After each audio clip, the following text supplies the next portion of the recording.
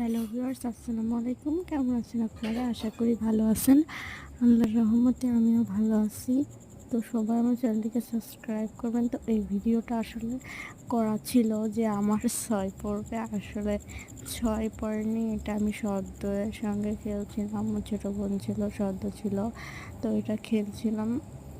তো ওর যখনই কাটা হচ্ছিল, সদ্য সেটা মেনে নিচ্ছিল না যে ওর গুটিটা কাটা যাবে, কিন্তু ও কোনো সময় নিচ্ছিল না। এই জন্য এই শ্যুটটা করা হয়েছিল যে নাও নাও। তো তারপরে যখনই দিতে যাচ্ছে, ওই দেখো হাত টান দিয়ে বলছে না আমার এখানে ছিল না।